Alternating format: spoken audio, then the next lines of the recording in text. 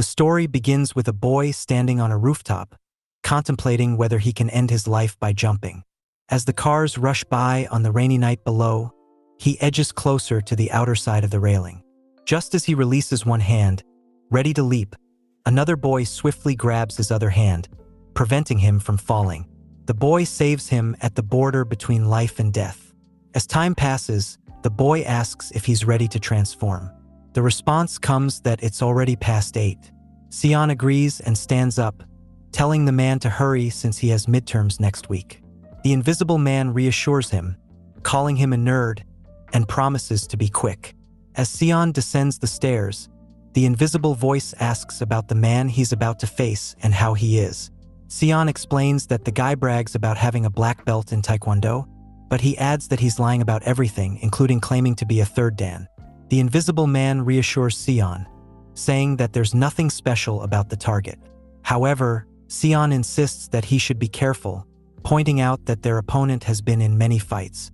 The invisible man interrupts, confident that he can knock the guy out with a single blow. Sion then takes out some hair gel and applies it to his hair to transform. The invisible man he was speaking to turns out to be a version of himself with a different personality. He transforms himself, confident that his day will be good once again. A smirk crosses his face as he wonders whether he should begin his mission. Meanwhile, the man who is about to be Sion's target that night finds it absurd that his name has surfaced on social media. His friend confirms the news, showing him a post from the Wolf account claiming that the next target will be him. Shocked, the man snatches the phone to verify, confirming that it is indeed about him. He hands the phone back to his friend, asking about Wolf's true identity. His friend seems unaware, only knowing that Wolf created his account 3 to 4 months ago under the nickname Wolf. He explains that Wolf uploads a picture of a different gang member each week, followed by proof of their defeat shortly after. While everyone knows about Wolf, no one truly understands who he is. As his friend reveals that Wolf's target the previous week was Jung Il from Sangyong High, he asks if he's familiar with Jung Il. The man targeted for the night is shocked upon hearing the name and asks if his friend is referring to Jung Il Kong. When his friend confirms, he adds that while Jung Il may look like an easy target, he probably isn't. His friend then shows a picture of the injured Jung Il from Wolf's account. The man smirks after confirming that it's really Jung Il. The man sits back, smirking comfortably, commenting that Wolf is just an attention seeker who probably chose the wrong target that night, claiming he could easily knock Wolf out. His moment of confidence is interrupted when another customer laughs loudly in the cafe. Turning around, he spots a man chatting and laughing with a girl. The man, seated with 2 girls at the cafe, is none other than Sion in his second personality. As Sion enjoys his time with the girls, the man targeted for the night stands up, frustrated and jealous. He watches Sion casually enjoying himself with 2 girls, while he himself is stuck sitting with his male friends. As he moves, his friends ask where he's going, only to learn that he's simply heading to the bathroom. As the man uses the public bathroom, Sion walks in and stands next to him, singing as he urinates. Annoyed by the singing, the man glares at Sion in frustration. In response, Sion casually excuses himself and mentions that one of the women Sion had been talking to is interested in him. As the man asks if the girl is truly interested in him, Sion reassures him, saying that the man is exactly her type. He then asks if the man wants to talk to her. When the man agrees, Sion suggests they head to the parking lot, where he'll tell the girl to meet him shortly. Sion also mentions that he's interested in another girl, but the girl who likes the man kept interrupting their conversation. Eventually, she admitted she had her eyes on him. Sion adds that if the man goes to the parking lot, he'll have the advantage of being alone with the other girl. As the man agrees, Sion leaves, telling him to meet the girl in the parking lot in 30 minutes. 30 minutes later, the man arrives at the parking lot, only to have Sion show up shortly after. The man looks behind, confused, and asks Sion why he's there. Sion smirks and asks if the man doesn't use social media, then warns him that he should have listened to his advice not to be alone, revealing that he is Wolf. Chapter 2. Upon hearing this, the man is both shocked and angry, rushing toward Wolf with the intention of taking his life. However, Wolf remains calm, smirking confidently. The man attempts to kick Wolf, but Wolf predicts the move and easily avoids it. Taking advantage of the situation, he punches the man in the stomach, causing him to stumble. Before the man could regain his composure, Wolf knee kicks the guy in the face, causing him to start bleeding. As the man regains his posture, Wolf stands his ground, observing him carefully. The man gathers his strength and tries to grab Wolf, pushing him back and making him fall to the ground. The man sits on Wolf and grabs him by the collar. Wolf tries to free himself and, in the process, manages to push the man back. As the man loosens his grip and curses at Wolf, Wolf quickly counters by smashing his face with his forehead, causing the man to bleed from his mouth. Wolf kicks the man in the shoulder, pushing him back and causing him to fall to the ground. As the man winces in pain, Wolf stands up and approaches him. Grabbing the man's hair, Wolf kicks him in the face and comments that the man is tougher than he expected. He then pulls out a phone and jokes that it's photo time. He takes a picture of the man, who is now unconscious, while playfully telling him to smile. As he takes the photo, Wolf feels a sharp sensation on his forehead, realizing that the earlier encounter caused a small injury. He stands up, thinking that Mr. Nerd, Sion, might not be happy about the injury. Chapter 3. The next morning, Sion wakes up with a dull pain in his head. Sitting up and holding his forehead, he recalls how he had specifically told Wolf not to get hurt. He heads to the mirror and inspects the injury, blaming Wolf for the pain on his forehead. Wincing in discomfort, he thinks to himself that others might find the injury suspicious. Just then, his mother calls him to have breakfast, and he agrees before heading out to school. As Sion arrives at school, he notices that everyone is discussing the recent defeat of a new guy by Wolf, with conversations buzzing all around him. Sion sits quietly alone on his bench, trying to avoid attention. Just then, a guy named Wusik walks up and pats Sion on the head, calling him a loser while asking what he's doing there. Sion greets him, and Wusik, without missing a beat, reveals that he didn't have breakfast. He then asks Sion if he knows what Wusik likes to eat. Wusik smirks as Sion agrees, but his expression quickly shifts to anger when Sion mentions that class is about to start and suggests he can get the food for Wusik later. Wusik pats Sion angrily on the head and pushes him, insisting that he is hungry and demands Sion to bring the food immediately. He then asks if Sion has forgotten what losers are supposed to do and warns him that he might need a reminder. Sion stands up, apologizing and assuring Wusik that he'll be back with the food in a few moments. Wusik smiles as he watches Sion rush toward the school's snack bar, telling him to hurry so he won't be late for class. Wusik, frustrated, mutters to himself that Sion might have good grades, but he's actually pretty clueless. He then approaches two other guys sitting in the classroom, asking if they feel the same way. The guys, intimidated, nervously agree with Wusik under pressure. While Sion hurries down the hallway to his class, carrying a pack of strawberry milk in one hand and a packet of bread in the other, he hears a voice greet him. Realizing it's Wolf, he tells him to be quiet, reminding him that he already asked him not to communicate while in school. Wolf, however, explains that he's annoyed and asks Sion if he should beat up Wusik for him.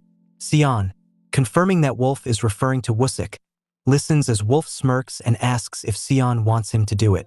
Sion dismisses the idea, mentioning that Wusik will recognize him since they're in the same class. Wolf reassures him, saying that no one has recognized him yet, and that the same will happen with Wusik if the job is done in the shadows. As Sion reaches the classroom, he tells Wolf to be quiet and go away. Inside, he sees Wusik laughing and boasting about knocking down Wolf with a single blow. Sion rushes toward him just as Wusik, distracted by Wolf's post, talks to his friend about commenting on the post, suggesting that Wolf should fight him. Wusik confidently laughs, claiming that Wolf will be too scared to fight him. Sion interrupts him and hands over the food. Wusik praises him for being quick in delivering it, but before taking the food, Wusik warns him to obey and not annoy him again next time. Sion agrees, handing him the packet. Wusik then instructs his friend to comment on Wolf's post and challenge him to a fight, just before Sion returns to his seat. As Sion sits, he glares at Wusik while Wolf asks if the next target should be Wusik. As Wolf seeks confirmation, Sion recalls an incident and admits he once liked a girl. He explains that although she lived in a different world, completely separate from his own, he fell for her the moment he saw her. One day, while the others were at PE, Sion stayed behind in the classroom. Standing near Semi-Kang's desk, he picked up her shirt and inhaled its scent, feeling a strange pleasure. Despite living in the same time and space, they were from different worlds, and he knew it would be impossible for them to ever meet. This realization deepened his feelings, and he began to see her as a goddess. However, before Sion could put the shirt down, the door slammed open, startling him. He turned to find Wusik and his friends standing in the doorway. Wusik entered the classroom, asking what Sion was doing alone. As he noticed while approaching, he questioned whether Sion was hiding a girl's uniform behind his back. Despite Sion's denial, they moved closer, smirking and accusing him of being a pervert who snuck in during PE to smell a girl's bra. One of Wusik's friends pointed out the uniform, identifying it as Semi's. Wusik shot Sion an angry look, demanding confirmation that it was indeed Semi's. Terrified, Sion pleaded with Wusik and his friends to stop. Moments later, all the students entered the classroom and began discussing Sion as Wusik shared the news with everyone. Semi glared at Sion, who was naked and blindfolded with a tie and being teased by Wusik and his friends. Embarrassed, Sion cried silently as Wusik continued taking his pictures and made jokes on him. Wusik then paused, turned to Semi, and asked what they should do next, mentioning that Sion had been looking through Semi's clothes while everyone was out for PE. Chapter 4. As Sion trembled in fear and embarrassment, Semi looked at him and commanded Wusik to stop. Wusik glanced at Semi in surprise and awkwardly explained that they had seen Sion handling Semi's clothes in class. Semi slammed the desk, stood up, and demanded Wusik stop again, her anger evident. She locked eyes with Wusik, who was intimidated by her glare. Semi, feeling upset, told them to leave. Wusik, frustrated, stood up and clicked his tongue before turning to his friends, instructing them to follow him. As they left the room, Wusik pushed Sion, who was still blindfolded, causing him to stumble and fall. As Sion tried to regain his composure and remove his blindfold, he found Semi standing right beside him. As he stopped crying and looked at Semi, who was staring at him, he began apologizing. Sion stuttered, unsure of what to say, as Semi calmly handed him her underwear. She whispered to him that she used it and that he should hold on to it. Semi then stood up and left the classroom, leaving Sion deep in thought. Moments later, unable to resist his urges, Sion goes to the school bathroom with Semi's underwear. After he finishes and sees what he has done, shame and regret overwhelm him. He hits his head against the wall repeatedly, crying and calling himself worthless. As he sits down in regret, he feels lost and wonders if his life has any meaning or if he will ever find a reason to keep going. The scene shifts to the present night, where Wolf is fighting a high school gang member. The impact of the punch while fighting sends the guy crashing into a nearby bin. Wolf orders him to get up, stating that the fight wouldn't be entertaining if it ended too quickly. Grabbing the guy by the collar, Wolf smirks as the injured opponent, his mouth full of blood from a broken tooth, pleads for a pause. The guy, having earlier boasted about being a better fighter, now admits his defeat. However, Wolf coldly replies that he isn't ready to stop, continuing to punch the guy. A crowd of onlookers begins to gather, watching the escalating fight. As Wolf continues to strike the guy, he suddenly pauses when he overhears two people in the crowd wondering if they should intervene, fearing he might seriously hurt the other person. Wolf drops the guy and turns toward the crowd, demanding to know who had suggested stopping him. The two individuals, realizing they were the ones being overheard, start nervously glancing around, too intimidated to speak up. When no one answers, Wolf declares firmly that no one in the world can tell him what to do. He looks up at the sky and shouts that he will never back down from anyone who challenges him. Wolf begins to leave the area, aggressively commanding the crowd to move aside and let him pass. As he walks away, two guys standing at a distance notice him and comment that he'll soon learn a lesson for standing out too much. One asks his friend if he should confront Wolf, but the friend advises against it, saying Wolf will be taught a lesson soon enough regardless. As Wolf continues walking, he starts pushing the air, lost in thoughts of Sion. He shouts for Wusik to be brought to him, and everyone around stares at him in confusion. Still thinking of Sion, Wolf demands Wusik, declaring that he won't calm down until he defeats him. Recalling how it all began, Wolf confides in Sion, explaining that if he doesn't defeat Wusik, his life at school will continue to be a mess. Wolf asks Sion if he wants to live his life like that forever. Sion grows upset as Wolf urges him to stop dwelling on it and defeat Wusik. While pushing the air in frustration and thinking of Sion, Wolf shouts, demanding an answer. The people around him stare at him in confusion. As Sion hesitantly agrees, Wolf becomes pleased and responds that he needed to hear it from Sion. He reassures him that this is the only way they'll get through life, adding that there's no reason to live if it's not the path they choose. Chapter 5. In a dimly lit warehouse, a crowd is cheering wildly for a fighter named Demon, who is facing off against an opponent. The opponent, with blood on his mouth, shouts in frustration and charges at Demon. Demon skillfully dodges the attack and counters with a punch to his opponent's neck. As the opponent tries to gather his strength and swings angrily, he finds that Demon easily avoids his every move. From the first-floor balcony, two spectators watch the fight. One of them, clearly bored, yawns and comments to his friend Kevin that Demon's comeback is far less exciting than expected. He pulls out his phone and starts scrolling through social media, where he comes across a post from someone named Wolf. Curious, he asks Kevin if there are any new challengers recently. Meanwhile, Demon continues to block his opponent's attacks. The opponent, growing increasingly desperate, declares that his next punch will be impossible to block and rushes at Demon. However, Demon effortlessly dodges the blow and delivers a powerful punch to his opponent's face, sending him to the ground. The bored spectator, now energized, cheers loudly and points out to Kevin that Wolf has a new target this week.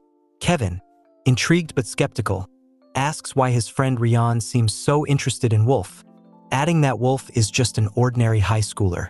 Rian smirks and casually replies that there's no particular reason, but admits he hasn't seen anyone as crazy as Wolf. He hints that there's something about Wolf he wants to figure out. As the match concludes, the referee announces Demon as the winner of that night's pounding club fight, and the crowd erupts in applause. The next day at Sion's school, Wusik practices boxing with his friend, who holds his palms out as targets, smirking playfully. As Wusik demonstrates how to take down an opponent, he suddenly punches his friend in the stomach and advises him to aim for the body during a fight. His friend groans in pain, complaining about the unexpected hit. Wusik just shrugs, explaining that he did it on purpose because practicing without real impact doesn't feel realistic. Frustrated, he complains that he can't train properly this way. Then, with a sly grin, Wusik turns towards Sion and comments that their class conveniently has a human punching bag. He calls out to Sion, ordering him to come over. Sion hesitates for a moment and turns to confirm if they're talking to him. Wusik nods and explains that he's feeling stressed and needs to throw some punches to blow off steam. He asks Sion with a mocking tone if he'd be happy to help him relieve his stress. Sion awkwardly stands up, reluctantly agreeing, knowing full well that refusing Wusik isn't an option. Before Sion can approach Wusik, one of Wusik's gang members rushes in from the hallway, opening the door and shouting his name. Wusik turns around at the sound, seeing his friend panting and leaning against the door. Wusik asks what's wrong, and his friend shows him his phone, pointing to the screen. He reveals that Wolf has uploaded a new post, announcing that Wusik will be his next target. Chapter 6. As Wusik looks at the photo closely, he becomes angry, wondering if Wolf is out of his mind.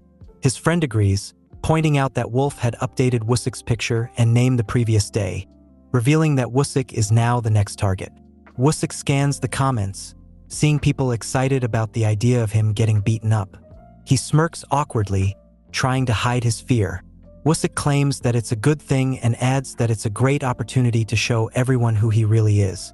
However, Semi suddenly shouts in frustration, telling Wusik to be quiet. Wusik, startled, turns to see her standing up and glaring at him. She commands him to stop being so loud and approaches him, revealing that she is actually trying to study. Wusik gets nervous as Semi glares directly into his eyes. She comments, saying she knows he's scared after being posted by Wolf. Wusik denies it, but Semi asks if he shouldn't be out looking for Wolf instead of talking about it in school. With certainty, Semi suggests that Wolf is probably waiting for Wusik outside the school. She then takes her leave, asking Wusik if he agrees with her. As Semi walks out of the class, Wusik gets angry and mutters to himself that she thinks she's invincible just because she's Ju's girlfriend. He curses under his breath and grabs his bag, insisting that he isn't scared of Wolf at all. Slipping the bag over his shoulder, Wusik claims that he'll show Semi that he isn't afraid. In a burst of frustration, he slams the door behind him. His friends rush toward him, trying to stop him, but Wusik ignores them and storms out of the classroom. As they all leave, Sion sits back down at his desk. By chance, his eyes fall on Semi's notebook, which is filled with random scribbles. Just then, Sion hears Wolf's voice, commanding him to follow Wusik and saying that this is their only chance. Wolf doubts that Sion is uncertain about taking his revenge and tries to convince him by reminding him that the only reason he's still alive is because of Wolf. Wolf leans toward Sion, urging him to follow Wusik and promising to crush him that night.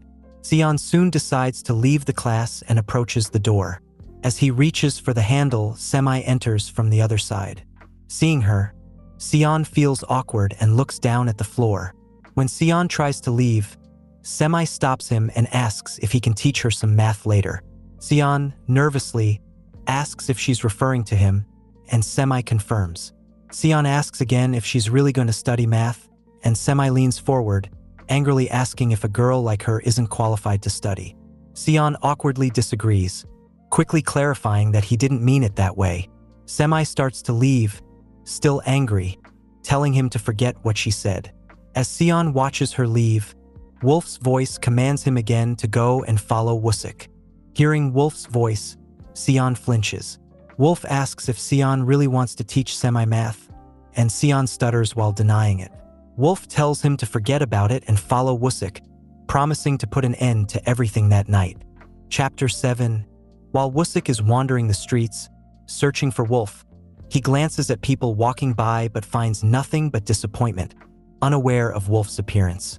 As he continues walking, he suddenly hears a voice saying that they've found him. Wusik stops in his tracks, hearing someone else say that they never thought they would find him. He turns around and sees his friends fighting with each other. He feels a sense of relief, realizing that it wasn't Wolf who had addressed him. As his friends continue to argue, Wusik becomes angry and orders them to stop fighting on the street. In a fit of frustration, he grabs one of his friend's collars, just as Rian, who happens to be passing by, catches their attention. As Rian wonders if they're fighting, he looks at Wusik, who angrily pushes his friend away, causing them to flee. Rian takes out his phone and realizes that it's the same guy who was posted by Wolf. He casually slurps his drink, smirking as he notices it's Wusik. Wusik starts to walk away, but then Rian notices a boy wearing a mask, looking around as if searching for someone. He gets excited, thinking it might be Wolf. He decides to follow, finding the situation interesting and playfully wondering if he has time to grab popcorn before the fight starts. As Wolf gets too close to Wusik, Sion advises him to keep a safe distance to avoid being caught. However, Wolf isn't interested in mercy and replies that he doesn't care if Wusik loses his life that day. Wolf continues to follow Wusik, and Sion warns him to turn down a nearby lane, pointing out that it's a narrow pathway with no crowd, unlike the busy street they're currently walking on. He doubts that Wusik might recognize Wolf during the fight, but Wolf ignores Sion's advice and dashes toward Wusik from behind. Rian, watching from a distance, is shocked. He thought that Wolf only fought face-to-face. As Wolf quickly approaches Wusik, Sion orders him to stop. But Wolf, remembering past incidents with Sion, calls out to Wusik. Just as Wusik looks back at Wolf, he kicks him in the back, causing Wusik to stumble and crash into a bench outside a restaurant. Chapter 8. Watching this, Rian is shocked and wonders what is wrong with Wolf. As Wusik tries to get up, confused about who kicked him, Wolf kicks him in the face, causing him to bleed.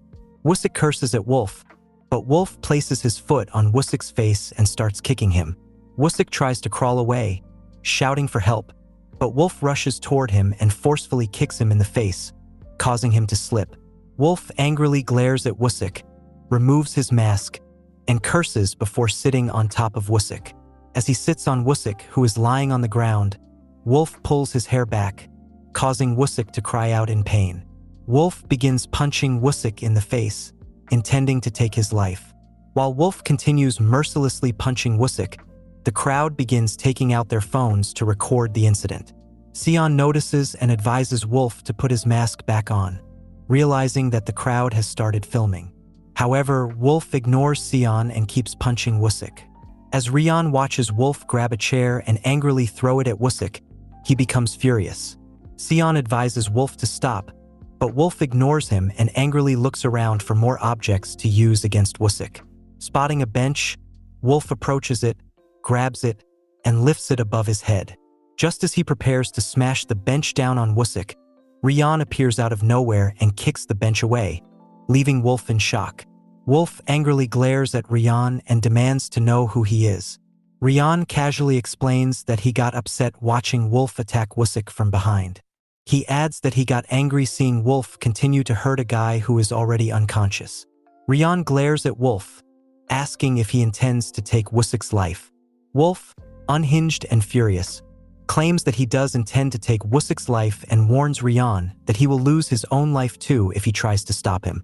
However, Rian remains unafraid and tells Wolf that he's different from what he thought. He explains that he initially saw Wolf as a fighter, but now realizes that Wolf is just crazy, not a true fighter. Rian turns around and begins to walk away, stating that Wolf can do whatever he wants because he doesn't care at all.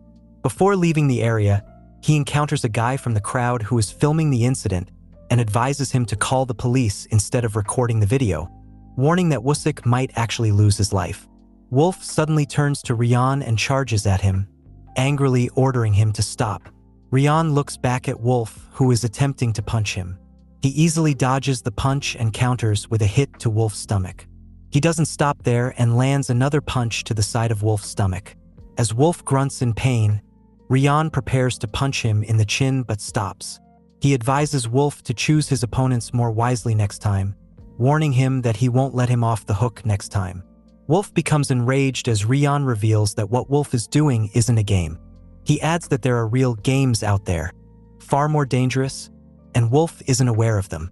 As Rian starts walking away, Wolf falls to the ground and angrily commands him to stop. He yells at Rian, trying to catch his attention.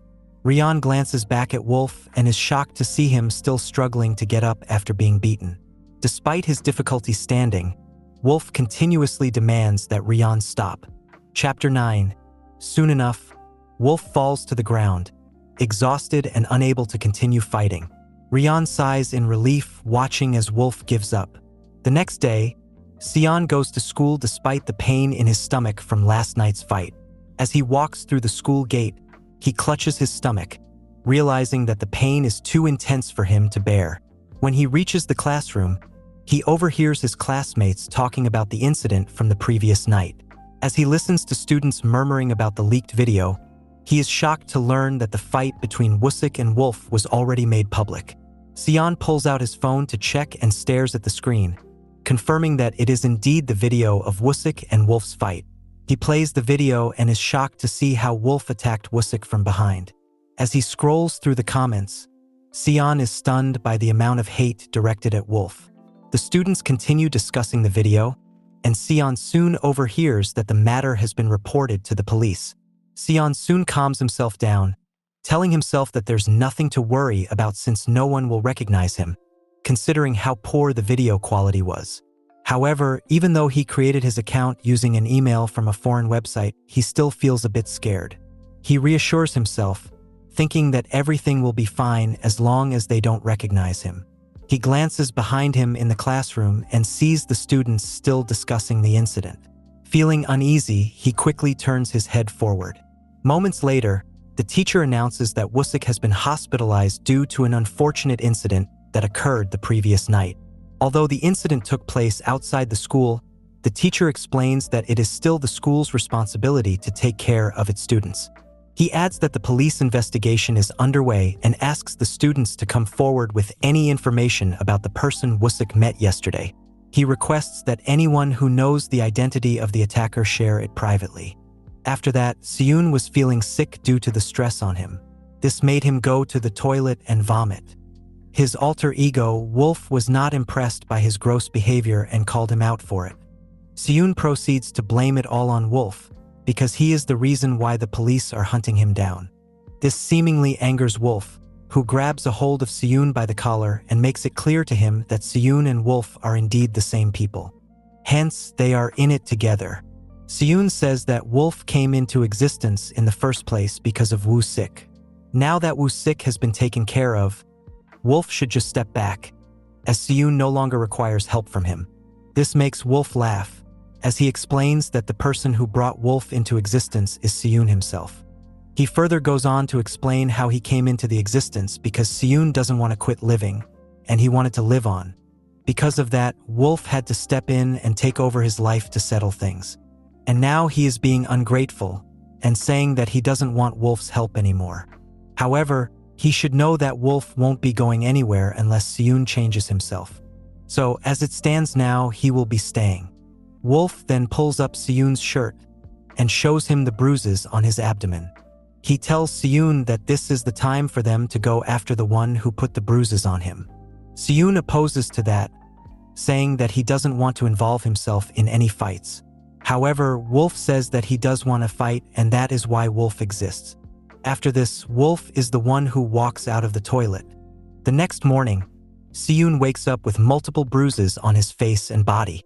He realizes that he must have gotten into another fight with a stranger yesterday.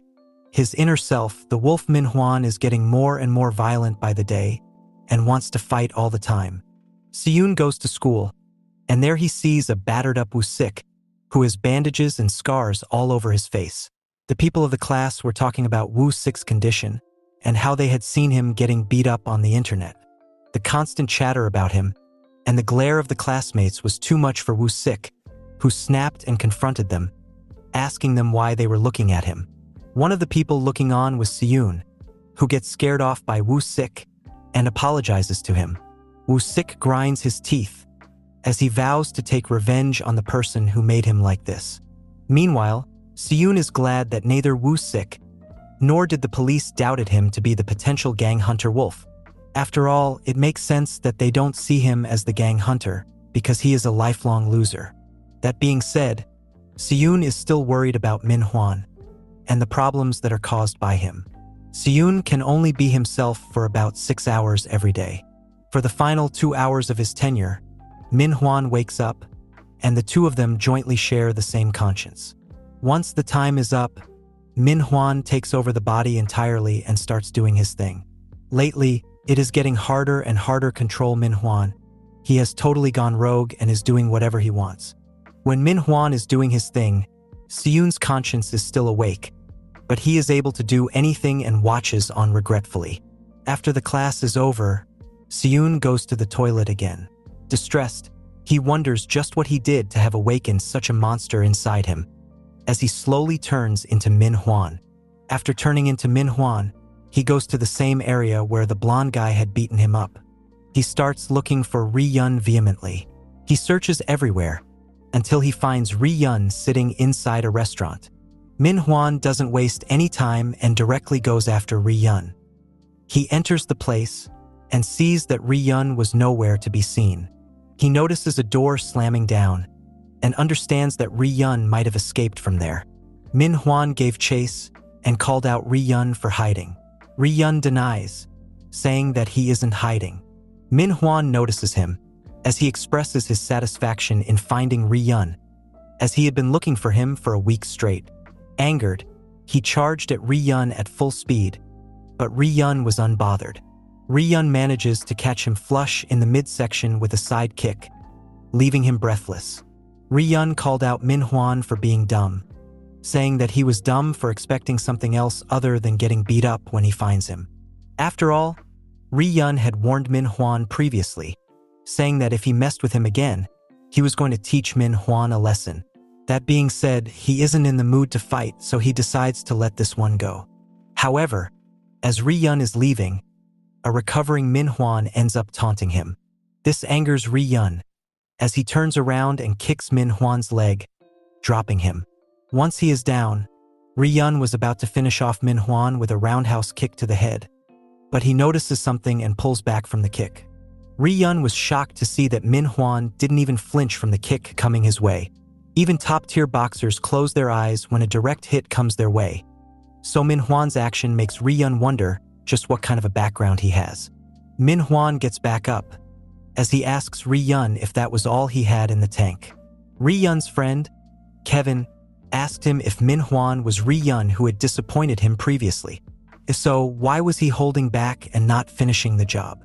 Kevin asks if he should do it for him, but Ri-yun stops him and tells him that he is now interested in Min-hwan.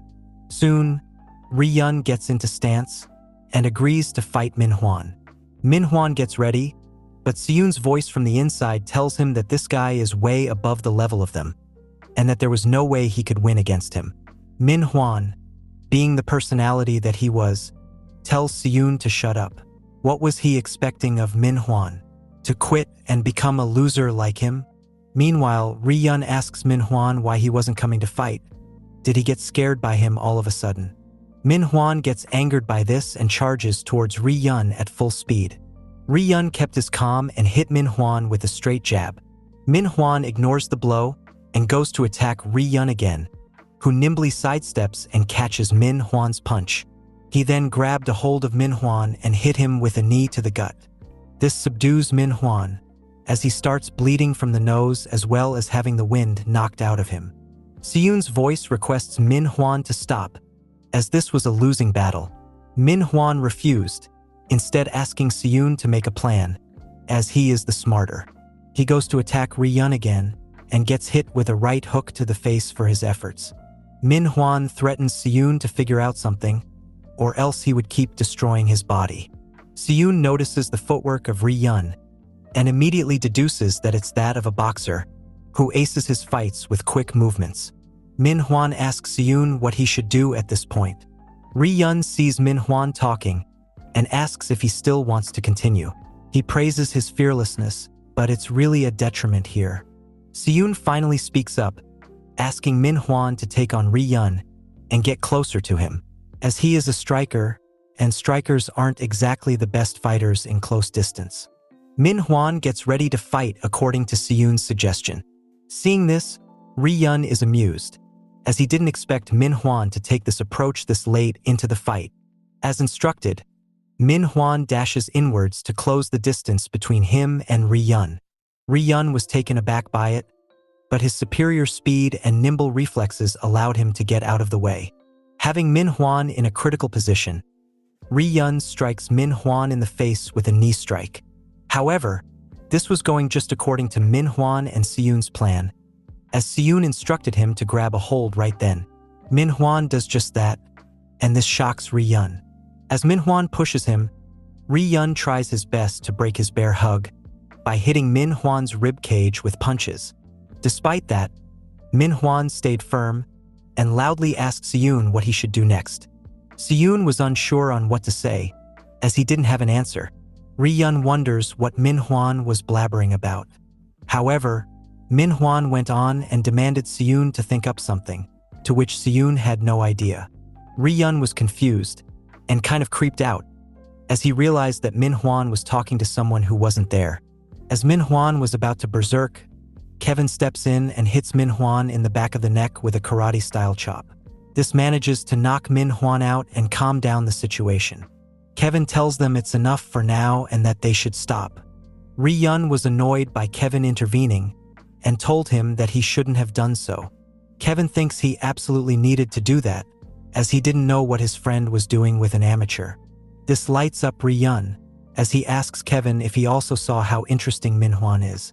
Just then, Min-hwan gets his consciousness back, as he tries to crawl his way back up. Seeing this, Ri-yun proceeds to go to him and sit on his back. This angers Min-hwan further, as Ri-yun praises him for his ability to take hits. However, he also points out how he should pick his opponents wisely instead of going in blindly. Min-hwan was understandably pissed off, and tried to show resistance, but Ri-yun grabbed his head to suppress him. Ri-yun then tells him that if Manhwa is really so eager to fight him, then he can meet him again. This time at the hard stone located in Sung-sil Park. Saying this, Ri-yun and Kevin leave the scene. Finally being free to move, the loss finally sinks into Manhwa as he yells out in frustration of not being able to take revenge on the guy he wanted to beat up. The next day at school, the teacher was explaining literature to the students when Seyun was seen wearing a mask. He was not really able to concentrate on his studies as he was hurt. He was using a mask to conceal his facial scars, while his body was all bruised up and injured. As Seyun recalls the event of the night before, he doubles down on his wanna not fight anymore. His body simply wasn't able to take the toll of these fights anymore. Eventually, Seyun put his head down on the bench from the excruciating pain. The teacher, while taking the class, notices this and immediately calls out Seyun. He says that if Seyun is feeling so sick, he should go back home. Seyun immediately shuts down the proposal, saying that he is good to go. However, something occurs to him, and Seyun quickly goes back and asks the teacher if he could leave, as he has to go to the hospital. The teacher allows him to leave, but tells him to inform other teachers too. The teacher also advises him that while the attendance report is important, what is more important than that is to keep himself healthy. Seyun listens to this and makes his way out, as he looks back at Kang Semi, who is staring a hole through him.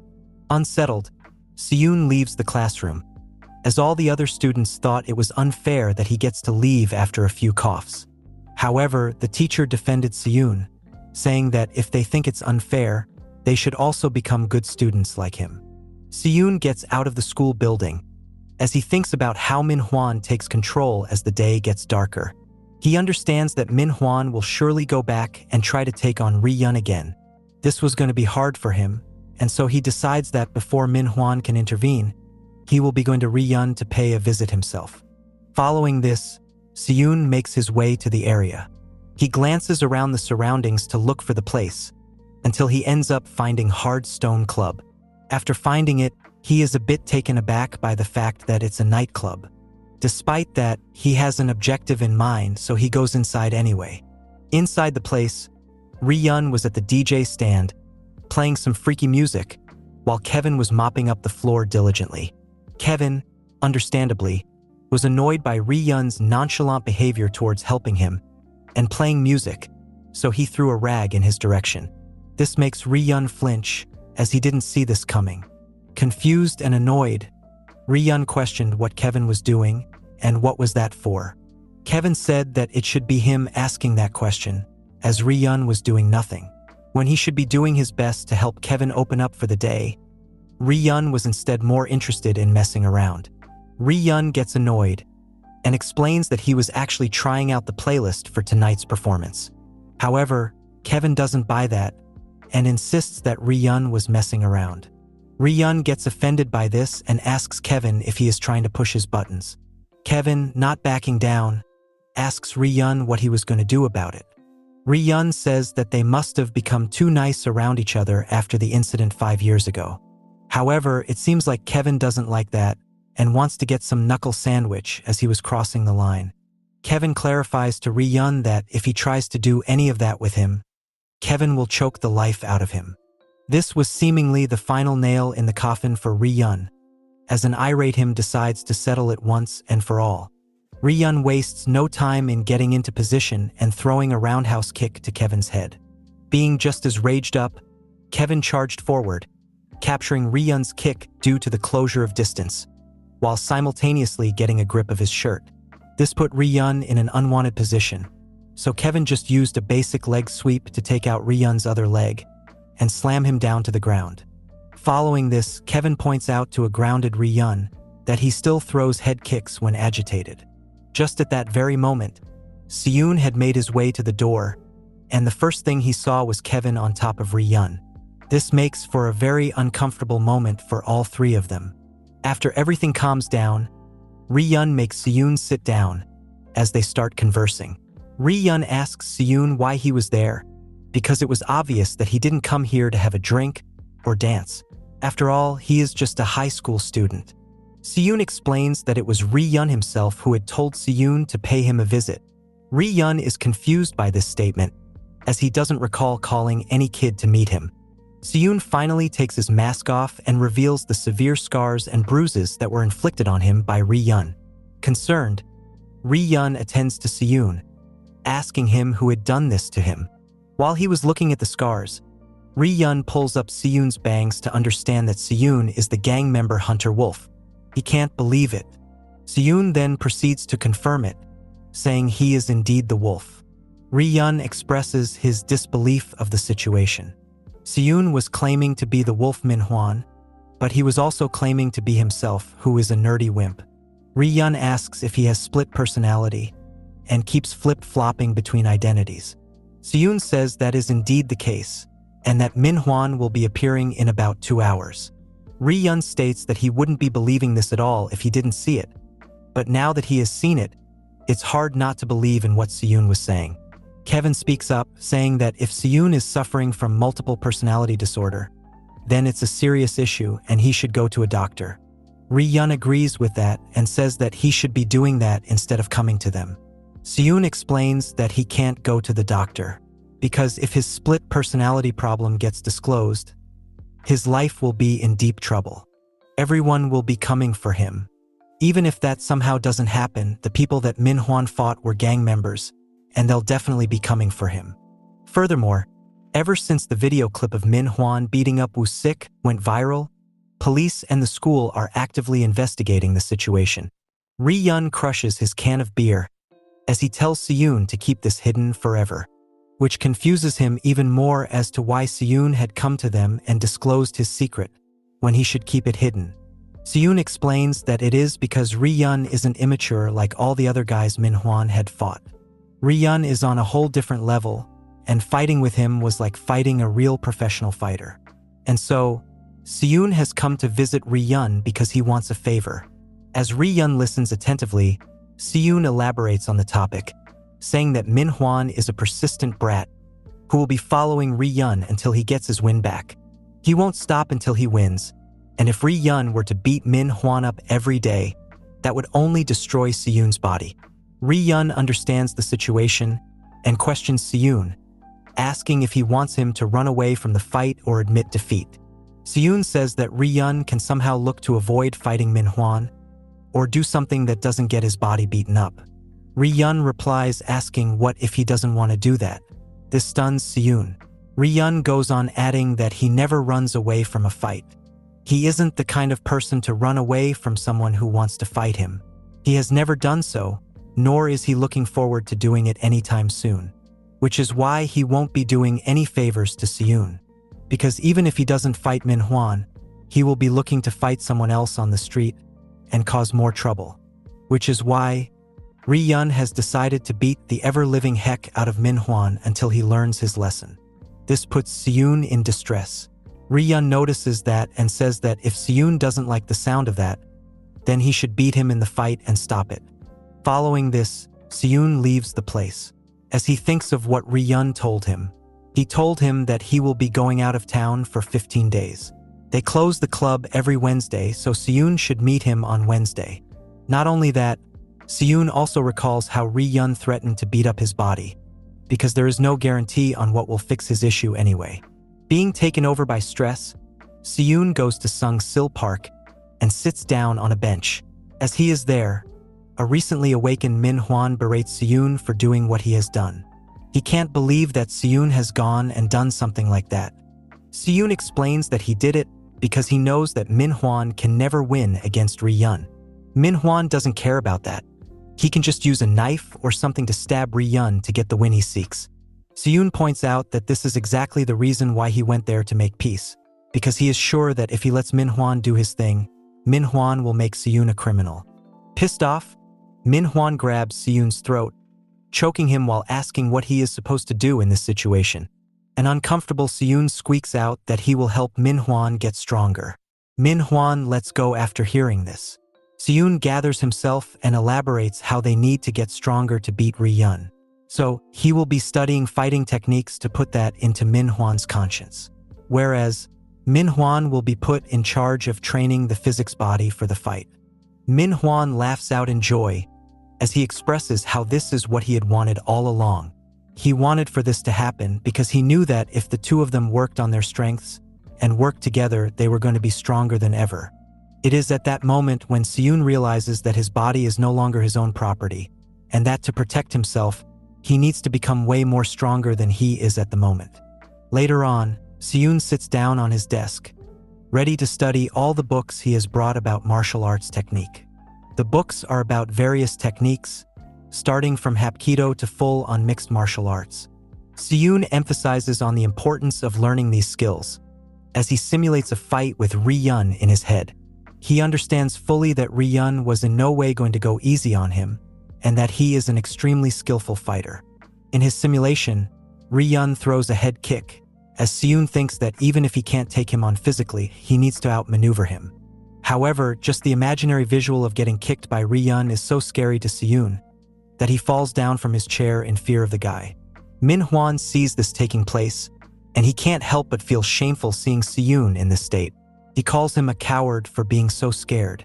Seyoon tries to describe why he got scared, because he can't imagine taking a head kick from Ri-yun. However, Min Hwan tells him to shut up and not think about getting beat up in general. They need to think about winning. That's as plain and simple as it gets. Following this, Seyoon goes outside and shows his alter ego a professional mixed martial arts fight. Min Hwan watches the fight and can't help but find it amusing. He questions if the fight in question is called dirty boxing and if there are any finishing moves like wrestling.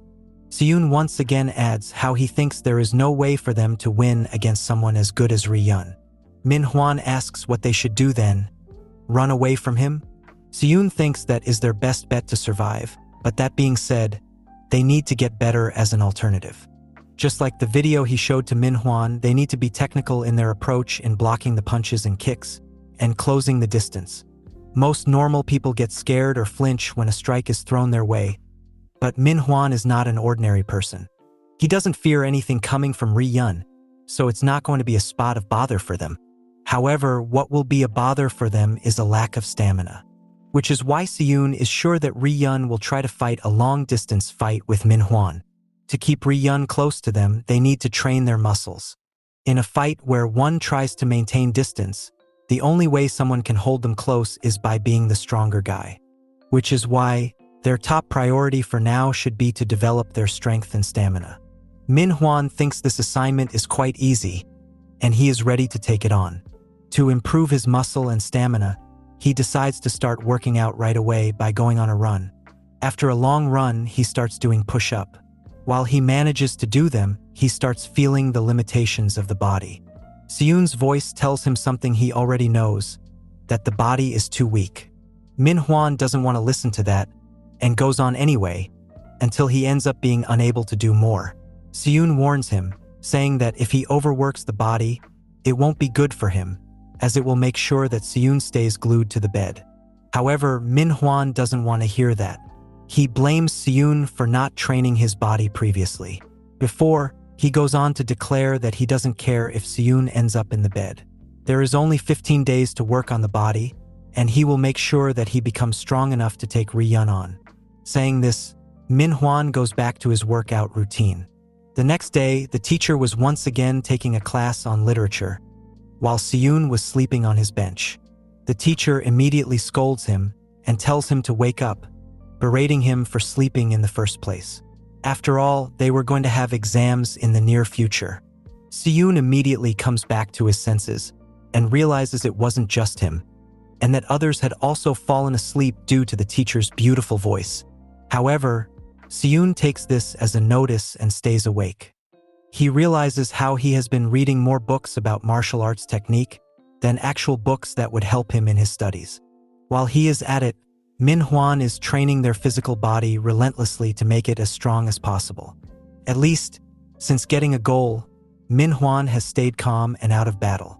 However, this makes Seyoon wonder if they have the slight glimmer of a chance to pull off a victory over Ri-yun. That might be a pipe dream, but if it comes true, it makes him wonder just how the dynamics between him and Min Hwan will change. After a while, Seyun proceeds to fall asleep again. This time, the teacher notices him and walks up to him. The students around him were asking the teacher to wake up Seyun. However, the teacher decided against it, saying that he should let Seyun sleep, as he must have spent all night studying. The students don't like the partiality and call out the teacher for his behavior. They think he should be more strict, as he had mentioned that they were going to have an exam in less than 100 days. The teacher tells them to mind their own business, as he goes on to state how Seyun has been a brilliant student who was teaching himself. So there's no need for others to meddle in his matters. The students still find it quite dubious though. As the teacher spares Seyun, Kang semi-stares Seyun down. She was at it when she received a message from her boyfriend, Ju. Ju asks Kang semi about her well-being, before informing her that he is off to Seoul, and that he will message her once he gets to his destination. This puts a perplexed look on Semi's face. Meanwhile, on the train aboard were Ri-yun and Kevin. Kevin asks Ri-yun if the guy with the split personality was really going to fight him. Ri-yun reveals that he indeed will fight the guy. He says that he would have ignored this matter, but as the guy was constantly bothering him, he is going to take action. Kevin expresses how the guy being able to bother Ri-yun is bothering him more just by being able to do it. Ri-yun asks Kevin if he is going to be there for the fight, but Kevin tells him that he will be having a match of his own and needs to concentrate on that. Ri-yun recalls it and asks Kevin who his opponent is going to be. Kevin tells him that he doesn't have any idea on who it will be, but he hears that the guy will be having his first match in the pounding club. This shocks Ri-yun, as he can't believe that the manager is doing something as outrageous as having a newbie fight Kevin. Kevin, however, thinks that the manager has a reason for doing this. After all, the manager is no spring chicken. Meanwhile, Manhwa slicked his hair back and was getting ready for the fateful day. He checked out all his scars and bruises and fires himself up, as the day he was waiting for so eagerly had finally come. Next up, we see a car arriving at the Jiun flower shop, and from there comes out Kevin, looking like he means business. Kevin gets inside the flower shop and is met by a buff florist inside.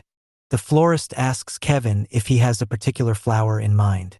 Kevin tells him that he is looking for yellow lilies. This was actually the password for him to get inside the secret fight club, so the buff guy gets up and leads Kevin to the door. Kevin says that he knows the theme is flowers, but yellow lilies is almost too weird to be a password, and asks who picked it. The buff guy admits to picking it himself.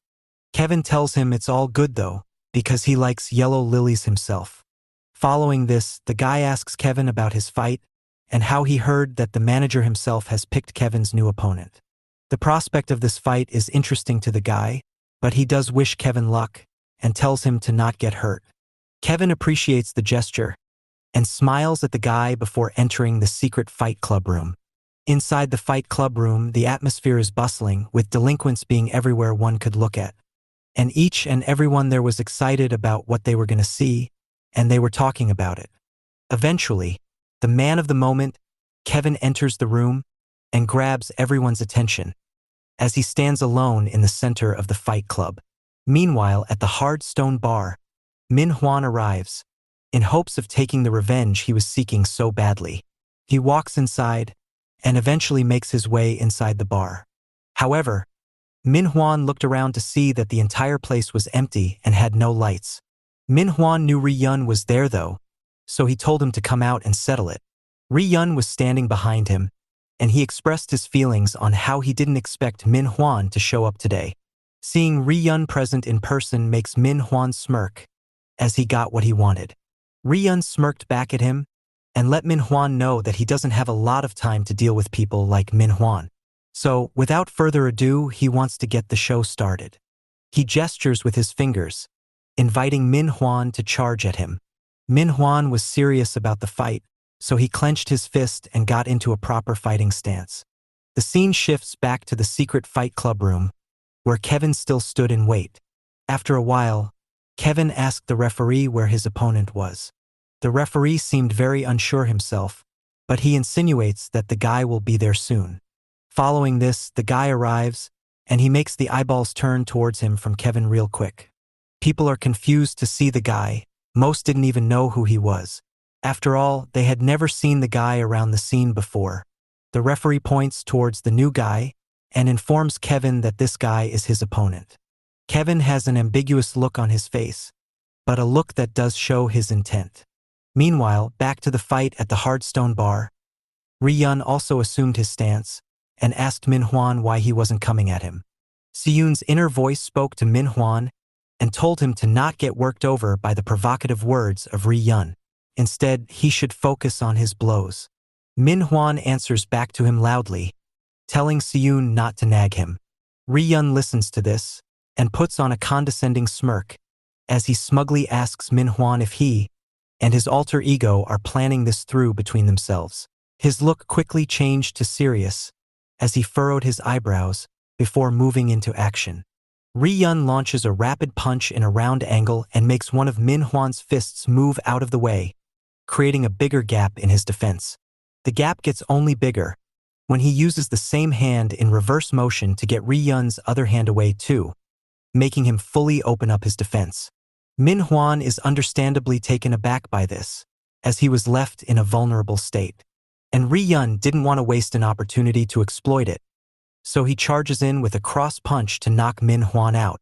However, just then, Siyun's inner voice tells Min-hwan to go at him, and go at him immediately.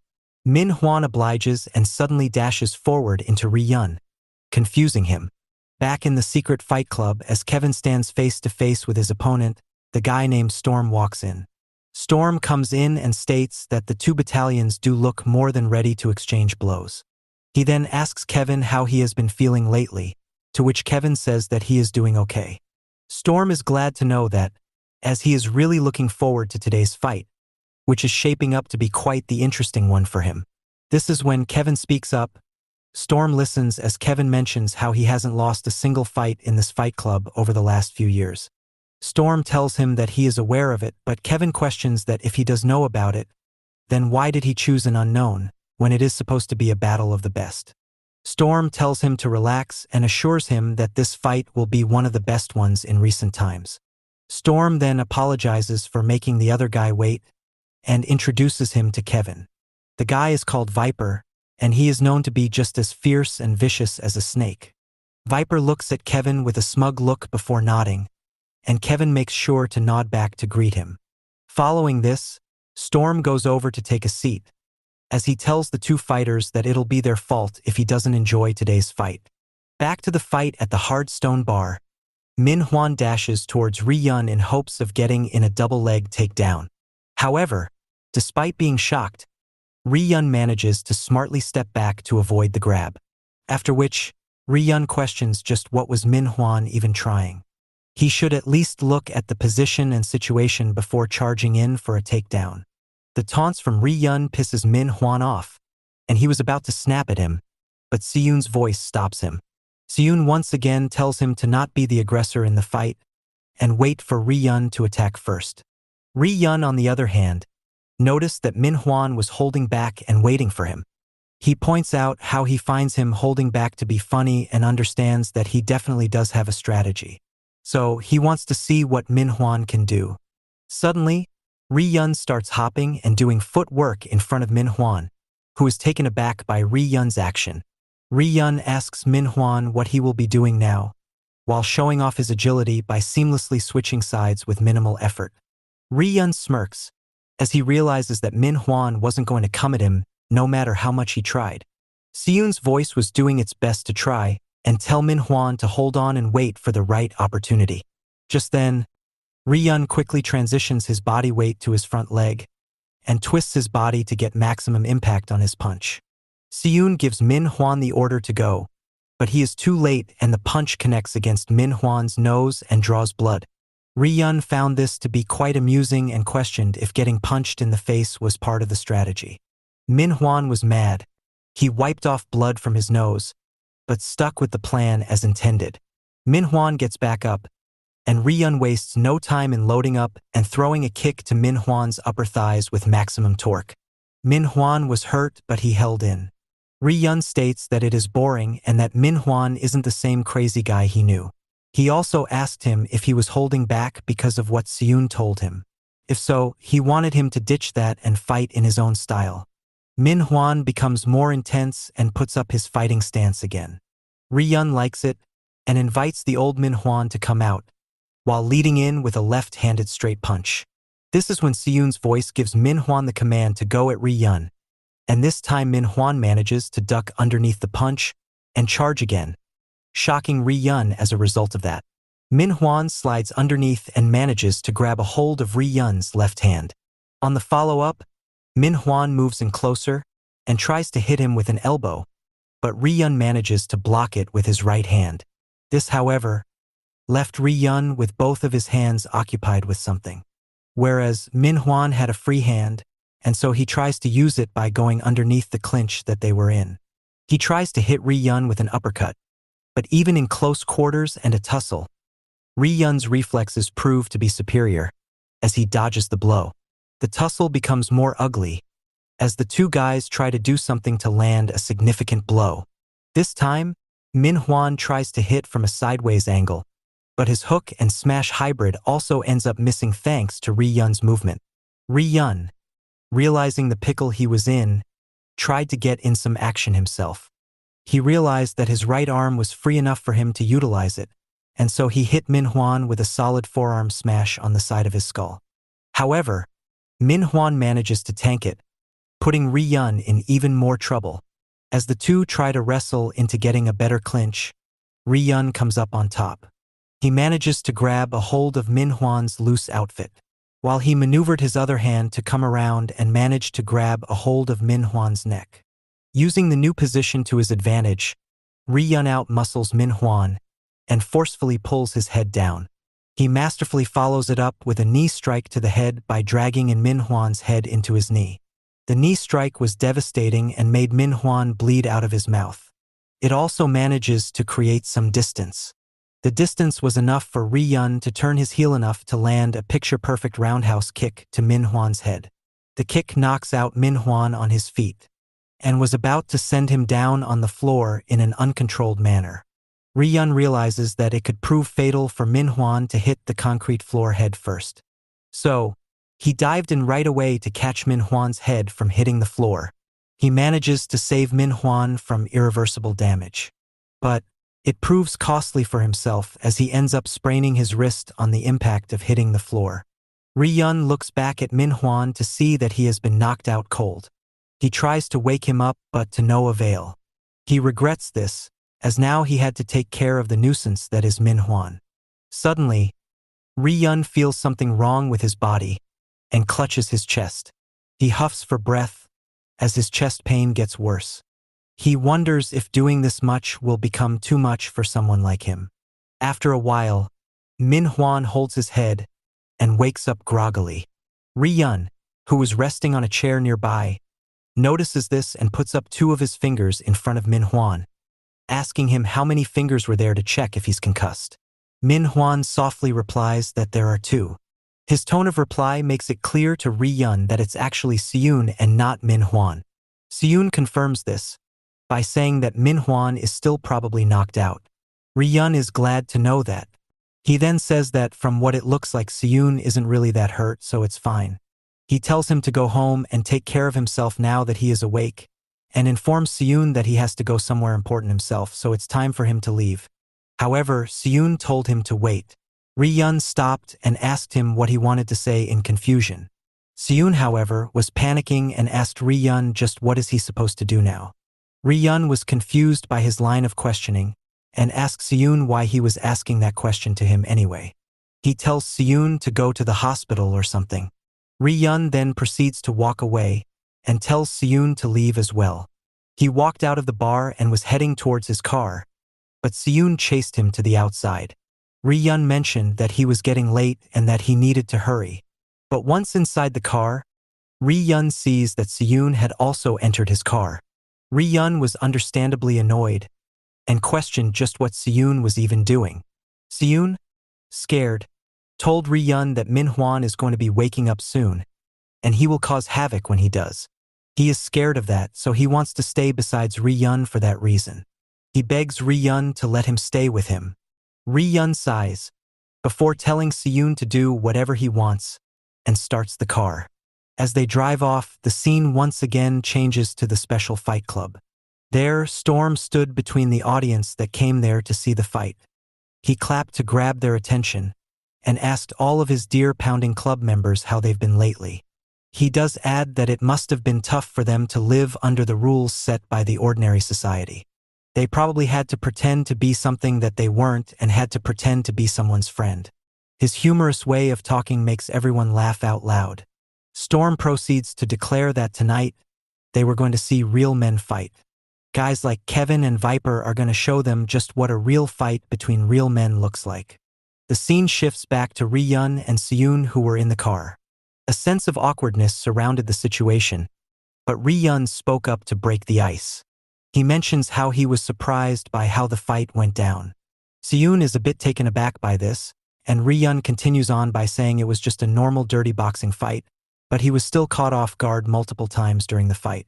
He asks Seyoon if all of that was his plan. Seyoon nervously admits that it was his strategy indeed. He follows it up by elaborating his reason behind the strategy. As Manhwa isn't usually the type to get scared by their opponent, he would never back away from anyone or anything, which is why he decided to take that trait of his and use it to create a deception. Ri-yun commends him for this, saying his strategy was quite a good one. However, he does mention that non-trained individuals usually have a hard time getting accuracy with their punches when the opponent is that close to them. This worked as a detriment for them. Even though the first uppercut that Manhwa missed was very menacing, he still lacked accuracy. But if he was better at punching people, they could have actually defeated Ri-yun. Seyoon is left in disbelief by this. However, Ri-yun doubles down and adds that the fact that he was caught off guard by them is a big enough deal by itself. Ri-yun then looks at the clock to see that it was already 7 p.m. and gets annoyed thinking about how the fight must have already started. As he starts driving faster, a nervous Seyoon questions where Ri-yun is even going. In his reply, Ri-yun lets Seyoon know that it's the place where real men can be real men. The scene shifts to the pounding fight club, where both Kevin and Viper are getting ready for their fight. We learn that it's a place where there are no rules, and a place where the strongest survive. If one doesn't like someone, they'll just finish them. That's what the place is like, a place where there are no restrictions to what a man can do. After they're both done preparing, the referee calls for the start of the fight. Kevin, imposing as always, gets into his bear-esque stance, whereas Viper had moved into a crab stance. He started motioning his jabbing arm like Thomas Hitman Hearns. Kevin notices this and realizes that his guess was true. Viper is nothing more than an arrogant rookie. He is using a boxing stance that specializes in getting you points and not knockouts. Viper starts off the fight's action by moving inwards and throwing whipping jabs like the aforementioned Hitman. However, the punches aren't very strong, and Kevin blocks them with his guard. It boosts Kevin's ego, as he thinks about how such weak punches wouldn't even leave a scratch on him. So, he gets ready to show him the difference between a boxing fight and a real fight. Immediately after, Kevin jumps in with his grappling motion, trying to take down Viper. However, Viper is quick to step away, and the nonchalant nature in which Kevin jumped in left him open. So, Kevin landed a solid jab to his face. This shakes up Kevin, and he gets even more shooked up when Viper lands a clean uppercut on him. This creates the first real moment of the fight, as Kevin steps back to regroup. The crowd enjoys this, and so does Viper, as he cockily motions for Kevin to get back in range. Meanwhile, Storm watched the fight living up to his hopes.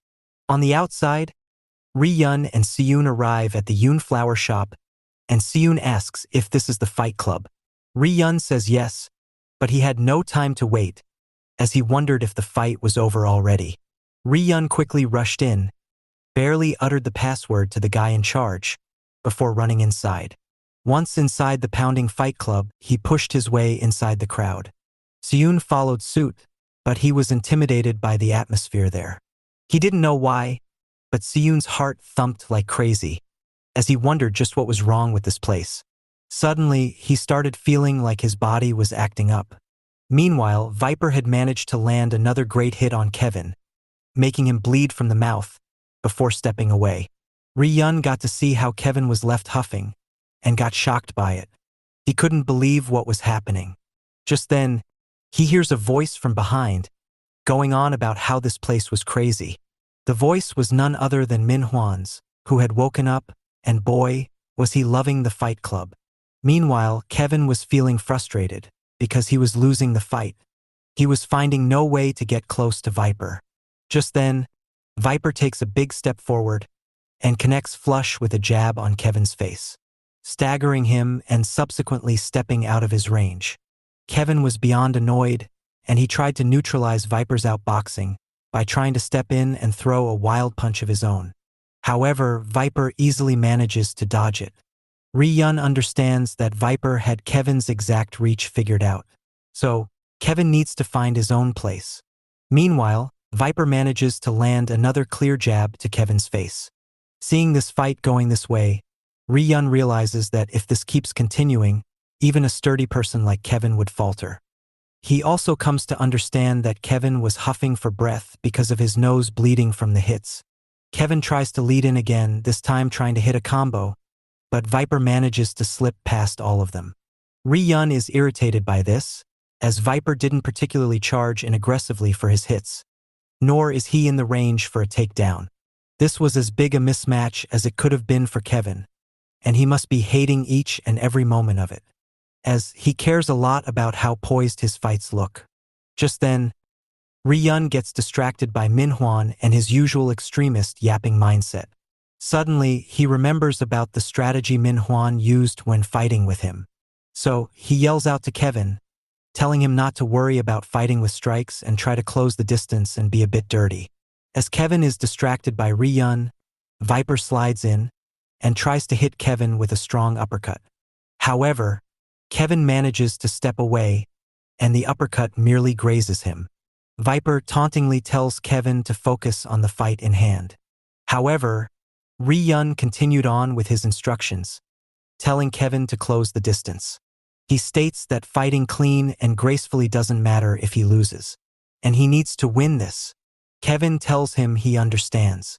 This makes Viper smirk, as he tells Kevin that he is making a mistake if he thinks of Viper as just someone who can dodge blows, because he can do a lot more things.